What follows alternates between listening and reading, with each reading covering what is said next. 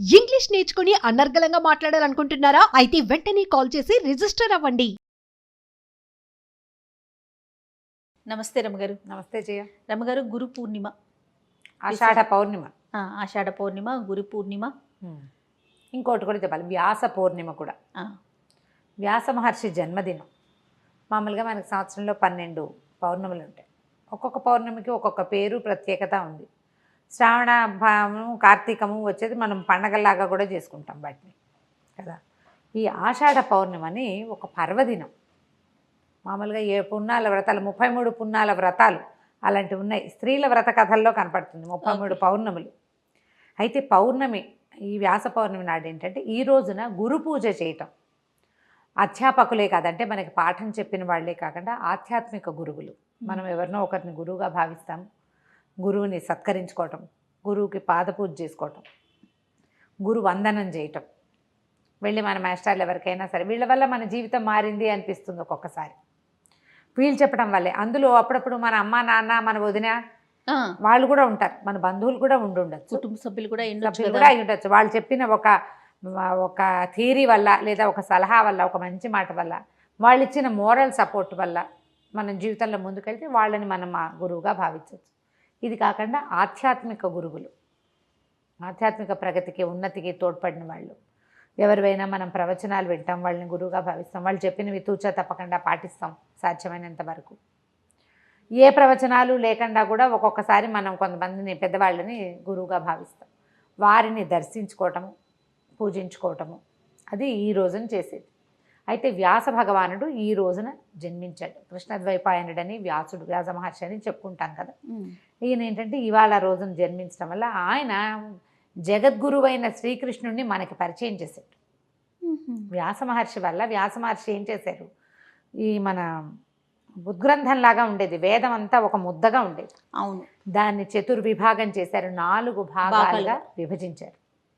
విభజించిన తర్వాత ఆయన ఇంకేం చేశారు, బ్రహ్మసూత్రాలకి వ్యాఖ్యానం చేశారు. బ్రహ్మ చెప్పిన వాక్యాలని వ్యాఖ్యానించిన తర్వాత ప్రపంచానికి ఇప్పుడు ఇంత పెద్ద విషయం నీకు నాకు ఏమర్థమవుతుంది, సాధారణ వ్యక్తులకు అర్థం కాదు. మానవులకి ధర్మబోధన ఎలా చేయాలి అని ఆలోచించి అప్పుడే మరి వేదాలు కూడా మనుషుల కోసం చేయబడినవే కదా.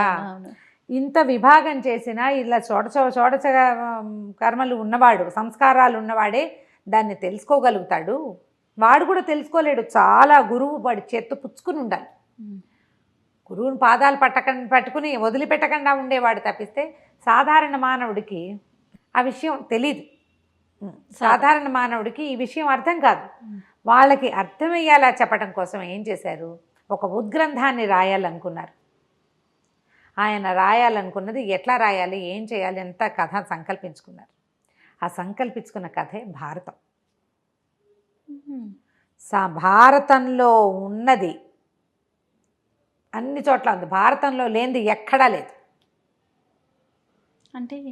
అంటే ప్రపంచంలో ఎక్కడా ఇదేంటి కొత్తగా ఉందంటే ఆ కొత్త కాదు, అది అవన్నీ భారతంలో ఉన్నవే. మనం ఇప్పుడు చూసే ప్రతిదీ భారతంలో నుంచి వచ్చింది, ప్రతిదీ. అలాంటి ఒక ఉద్గ్రంథాన్ని రచించాలని, దానివల్ల మానవులకి ధర్మం అంటే ఏంటో తెలుస్తుందని భావించాడు ఆయన. నువ్వు భావించినా భావించకపోయినా ప్రతి మనిషికి గురువు వ్యాస మహర్షి.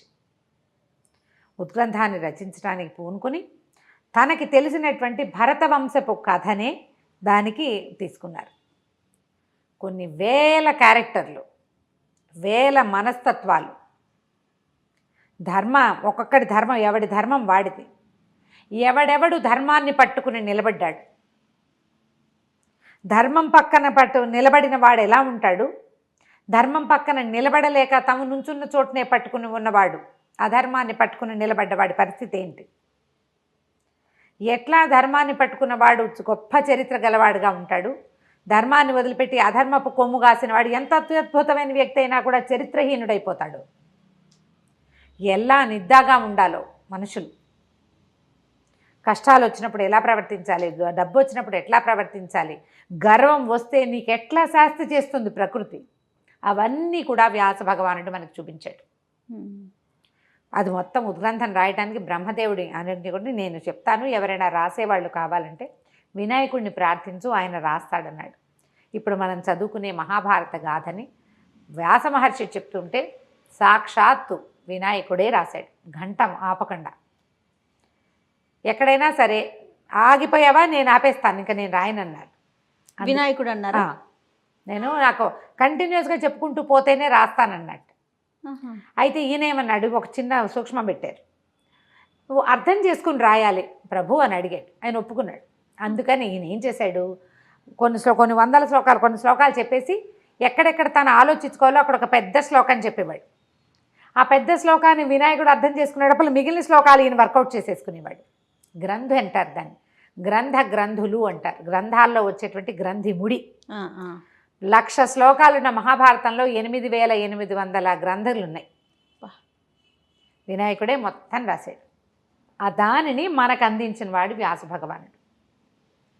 మనకిప్పుడు మనం చూసే కథలు, మనం తెలుసుకునేటువంటి నీతులు, ధర్మం పట్ల మన విచారణ, మన ఆలోచన, వాటన్నిటికీ మూల కారణం మహాభారతం తెలియటమే. అందుకని దాన్ని పంచమ వేదం అంటారు. 4 వేదాల తర్వాత 5వ వేదంగా భాసిల్లింది. అందులోనే మనం ఇప్పుడు నిత్యము పారాయణ చేయాలి. దాని కల్పవృక్షం మన పాలిట. రోజు చదువుకుంటే మన జన్మ తరిస్తుందని భావించే విష్ణు సహస్రనామాన్ని వ్యాస భగవానుడే భారతంలో మనకు అందించాడు. భగవంతుణ్ణి మనకి చేరువ చేసిన వాడు వ్యాస మహర్షి. ఎందుకంటే ఇది ఒకటే కాదు, ఇందులో భగవద్గీతను కూడా మహాభారతంలోనే చెప్పారు. శ్రీకృష్ణ భగవానుడు అర్జునుడికి ఏం బోధించాడో మానవులకి సింపుల్గా చెప్పేశాడు. ఆయనే గురువు కదా మనకి. మరి వేరే ఆధ్యాత్మిక గురువు ఎందుకు? మనం మనుషుల్ని వెతుక్కోకర్లా, మనుషుల్ని వెతకవలసిన పనే లేదు. నా గురువు దొరకలేదు, నా గురువు దర్శనం ఎలా దొరుకుతుంది? కొంతమందికి ఆర్తిగా ఉంటుంది, ఫీల్ అయిపోతూ ఉంటారు, నాకు గురువు దొరకలేదు ఇంకా అని. వ్యాసుడే మన గురువు. భగవంతుడిని ఆయనే పరిచయం చేశాడు మనకి. 10 అవతారాలు ఎత్తాడు విష్ణుమూర్తి. ఏ ఒక అవతారంలోనూ ఇలా ఉండు అని మనకి చెప్పల. కృష్ణ అవతారంలో చెప్పించాడు. భగవద్గీతలో ఆయన చెప్తాడు, నన్ను ఆశ్రయించు, నాతో ఉండు, నేను నీతో ఉంటా, నువ్వంటే నాకు చాలా ఇష్టం అని మనిషికి చెప్పాడు కృష్ణుడు. నువ్వు నాతో ఉండు, నన్నే గుర్తుంచుకో, నన్నే ఆశ్రయించు, నువ్వు చేసే పనులన్నీ నా మీదే పడే, నువ్వన్నీ నేను మోస్తా, ఎందుకంటే నువ్వంటే నాకు ఇష్టం. రామావతారంలో అలాంటి మాటలు ఏం వినలా మనం. నరసింహావతారం, వామనావతారంలో డైలాగులే లేవు, మనకు తెలీదు. ఆ కృష్ణుడు చెప్పిన వాక్యాలని మనకి చక్కగా బోధించేశాడు వ్యాస మహర్షి. నిజంగా మీరు అన్నట్లుగా గురువు గురించి తాపత్రయ పడక్కర్లేదు, పట్టుకో భగవద్గీత, ఆయన కదా మనకి గురువు. ఆ భగవద్గీతని మనకు అందించిన వ్యాస మహర్షిని ఈ గురు పౌర్ణమి రోజున నమస్కరించుకుని తలచుకొని, మన ఇంట్లో మహాభారతం ఉంటే ఆ ఉద్గ్రంథాన్ని పెట్టి కోసె పూజ అంటారు, 2 పువ్వులు పెట్టండి, దానికి కాస్త గంధం చల్లి నమస్కారం చేసుకుని ధూపము దీపము పెట్టుకోండి. మహాభారతం కానీ భగవద్గీత కానీ ఉంటే అవి మనం పూజనీయ గ్రంథాలలో ఒకటి. పూజ చేసి ఊరుకోవద్దు, పేజీ తిప్పి 4 ముక్కలైనా చదవండి. ఇప్పటిదాకా చదవని వాళ్ళు భారతాన్ని కానీ భాగవతాన్ని కానీ అష్టాదశ పురాణాల్లో ఏదైనా ఒక పురాణాన్ని కానీ తీసుకుని చదువుకుంటుంటే వ్యాస మహర్షి మనకి గురువుగా అయ్యి మార్గనిర్దేశనం చేస్తాడు. మార్గనిర్దేశం లేకే కదా మనం గురువు కోసం ఎందుకు చూస్తాము? గురువు ఏంటి? గురు చీకట్లో నుంచి వెలుగులోకి తీసుకెళ్ళేవాడు. అవునండి, రుజుమార్గాన్ని చూపిస్తాడు మనకి, ఏది సరైందో అది చూపిస్తాడు, అది ఈయన చూపిస్తాడు గురువుగా భావిస్తే. తప్పకుండా నా యొక్క ఆధ్యాత్మిక గురువు ఈయనే వ్యాస మహర్షి. అంతే, ఇంకా ఆయన్నే పట్టుకోవటం అంతే. ఆయన పట్టుకుని ఆయన చెప్పిన ప్రకారం వెళ్ళు, రోజు నువ్వు విష్ణు సహస్రనామం పారాయణ చేసుకో, ఆటోమేటిక్గా నీకు దారి దొరుకుతుంది. ఎవడో ఇంకొకటి వేల్పుచూ తీసుకెళ్తాడు. తప్పకుండా ఆ రోజుకి ఎవరో ఒకళ్ళు వస్తారు. అట్లా కనుక ప్రయత్నం చేసుకుని ఈ గురు పౌర్ణమి రోజు మామూలుగా పౌర్ణమి నియమాలు ఏంటంటే పగలు ఉపవాసం ఉండి రాత్రి చుక్కలు చూశాక భోజనం చేస్తారు. పొద్దున ఇలా గురు పూజ కానీ ఏదైనా చేసుకుని గురు సందర్శన. ఇదే కాకుండా మనం ఏం చేయొచ్చు, దక్షిణామూర్తి దేవాలయాల్లో శివాలయాల్లో దక్షిణామూర్తి దర్శనం లభిస్తుంది, దక్షిణామూర్తి దర్శనాన్ని చేయొచ్చు. మేధో దక్షిణామూర్తికి పూజించుకోవచ్చు, దక్షిణామూర్తి స్తోత్రం చదువుకోవచ్చు. గురుపాదుకా స్తోత్రం అని దొరుకుతుంది, ఆదిశంకరులు చెప్పింది. గురుపాదుకా స్తోత్రం చదువుకోవచ్చు, పిల్లలతో కూడా చదివించవచ్చు. మంచిది. దక్షిణామూర్తి శ్లోకం ఒక్క శ్లోకం లేదా హయగ్రీవ స్తుతి, ఒక్క శ్లోకాన్ని జ్ఞానానందమయం దేవం నిర్మల స్ఫటికాకృతిని ఆధారం సర్వ విద్యానం హయగ్రీవం ఉపాస్మహే. ఇంత చిన్న శ్లోకాన్నైనా పిల్లలకి చెప్పించండి. ఈ గురు పౌర్ణమి రోజున గురు పూజ నిర్వహించుకుంటే బాగుంటుంది. లేకపోతే వ్యాస మహర్షిని పూజించుకుని తలుచుకోవటం, పగలు ఉపవాసం ఉండి సాయంకాలం చుక్కలు చూశాక భోజనం చేయొచ్చు.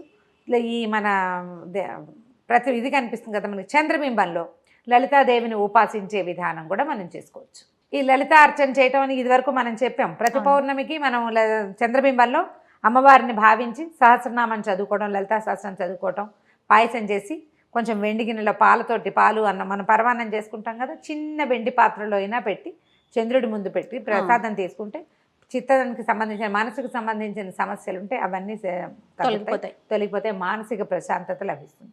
అది చేయలేని వాళ్ళు ఇలా చేసుకోవచ్చు. ఈ గురు పూజా మహోత్సవం సందర్భంగా మనం పౌర్ణమి సందర్భంగా మన గురువుల్ని తలుచుకునే అవకాశం కూడా మనకు లభిస్తుంది. తప్పకుండా.